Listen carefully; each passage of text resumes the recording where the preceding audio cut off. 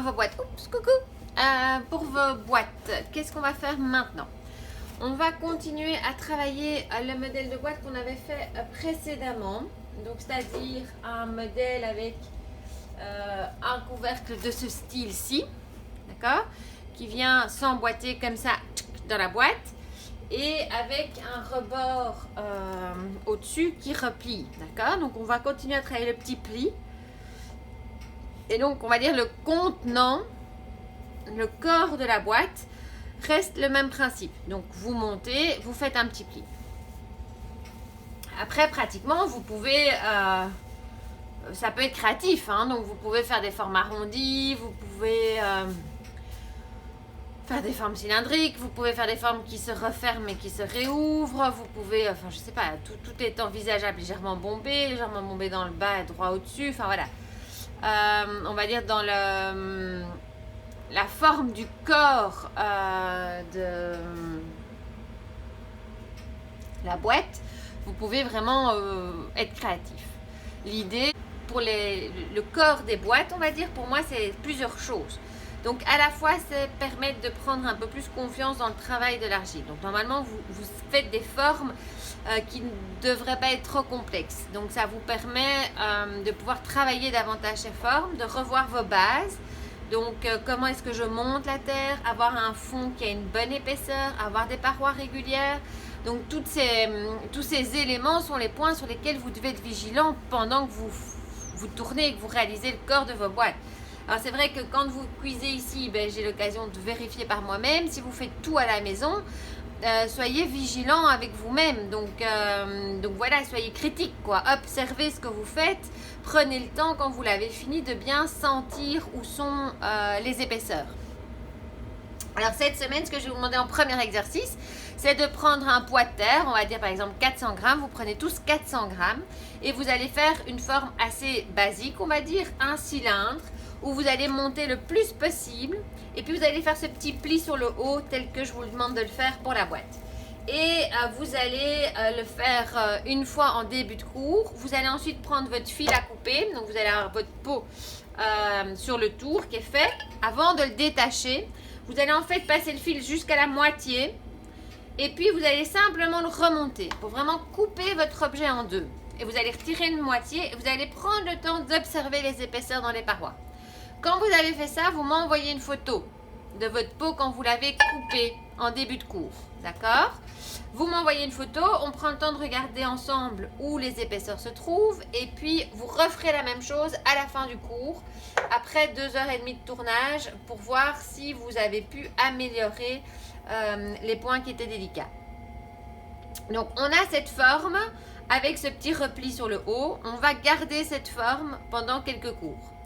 Donc, l'idée maintenant, c'est de bien travailler les épaisseurs dans le fond, bien monter les parois de terre et bien travailler votre petit angle du bord du dessus. Donc, essayez que ça devienne vraiment net.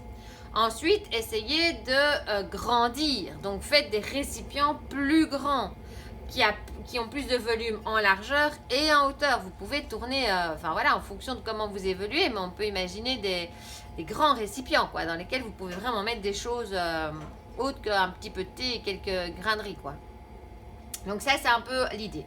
Ensuite, sur cette forme-là, on va travailler maintenant différentes finitions de couvercles, d'accord?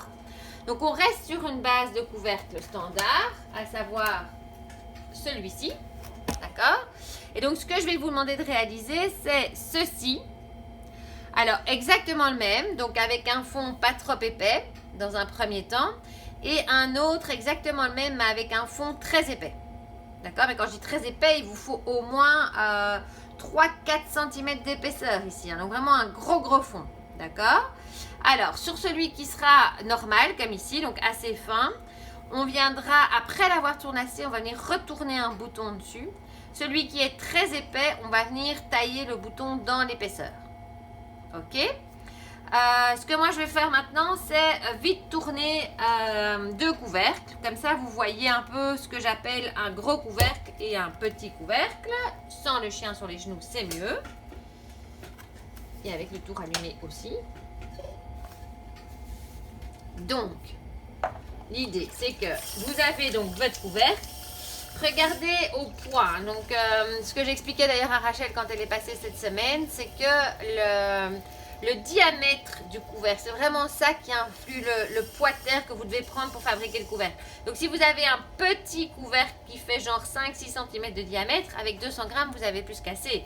Si vous avez besoin d'un couvercle qui fait 10 cm de diamètre et que vous voulez un peu de sécurité, il vous faut facilement 300-400 grammes, quoi, d'accord? Donc, une fois que vous avez centré, on s'enfonce pour venir faire le petit goulot. Alors, je rappelle que ce petit morceau-ci, ça n'a rien que soit très haut. Hein. Vous voyez, vous faites un petit centimètre, c'est bon. Hein.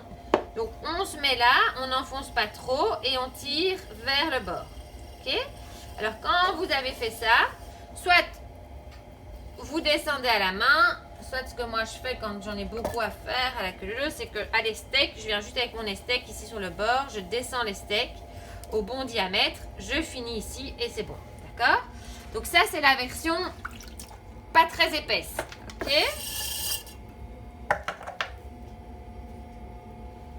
Vous voyez plus ou moins ça. À côté de ça, vous allez faire une version plus épaisse, où là, je vous demande vraiment de garder, on va dire, un bon 3-4 cm d'épaisseur.